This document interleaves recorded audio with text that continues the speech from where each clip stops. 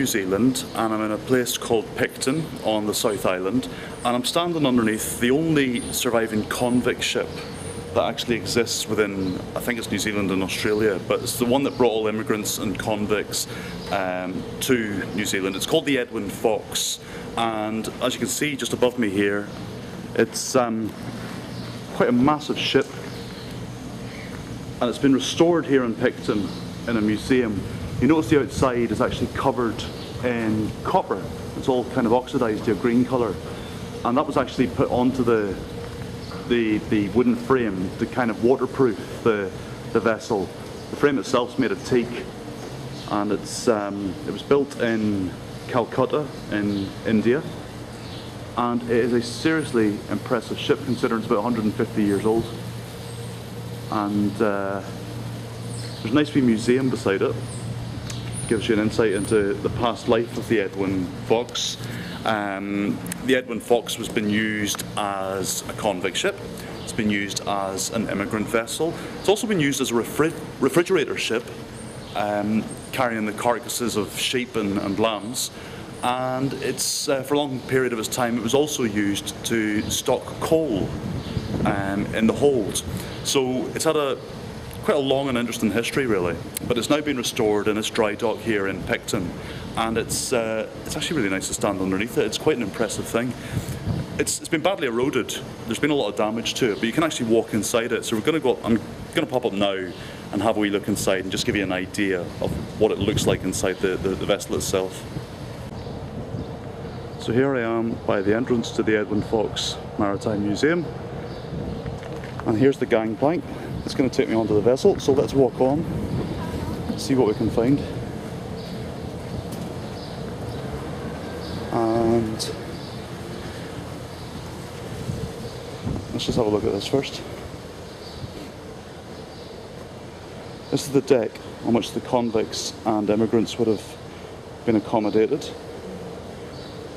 And you can see it's obviously quite a state of disrepair, but it's actually been preserved now in its condition, and it is not a very big boat.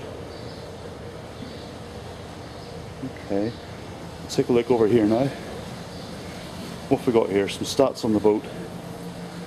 So, built by Thomas Reeves in Calcutta in 1853, there you go, and we're now on the lower deck, accommodation level for immigrants and convicts, and they would have had livestock on board the ship. They'd have kept them in wee crates like this, pigs and chickens and so on. And then this is an example of the bunks that they would have slept on.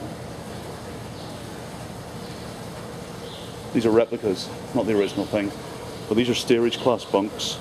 So it'll be 2 bunks. And what else have we got around here? We have big barrels that the water was kept in. And it tells us that the water was kept in barrels like these, locked away in the hold to avoid theft, always guarded, and when the water was rationed out, it was occasionally replaced by rainwater, so they would save that and try and keep the stocks to a maximum. Okay, here we come in now to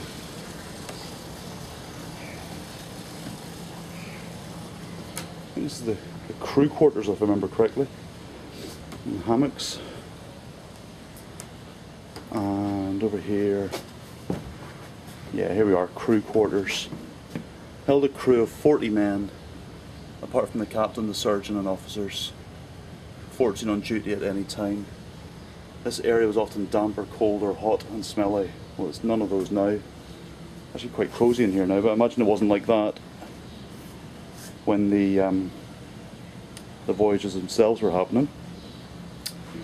Now we'll go down below, and I don't think this is the original steps. I think this has been a replica that's been created. There you go. There's 2 very helpful people just to give you a sense of scale. And down below, and it's not a very big boat at all.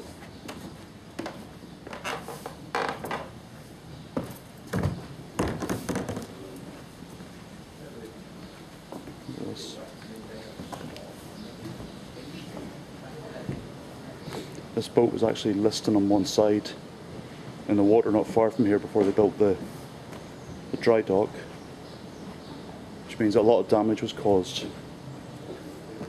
to part of the vessel. But you still get a sense of the size of it. It's really, really tiny actually compared to the outside of it. It looks massive from outside, but when you're inside, I can't imagine spending months in here. So fair play to all you Kiwis and Aussies who made it down here.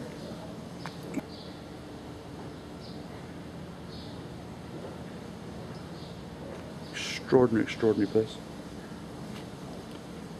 Aye. So there you go, a wee sense of the immigrant journey to New Zealand and the apparently the 9th oldest vessel in the world that's still standing or still upright, and